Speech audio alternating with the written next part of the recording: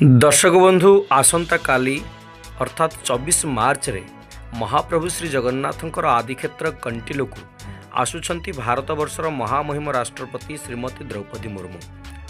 एथिपाई साजसज्जार नुआ रूपरेख नेउछि कंटिलो। राष्ट्रपति कंटिलो रे श्री श्री नीलमाधवंकर दर्शन सारी विश्वावसु सबरंकर नबर कालियापल्ली अभिमुखे यात्रा करिवे, जेउठी श्री श्री नीलमाधवंकर परम भक्त विश्वावसु सबरंकर नबर थिला।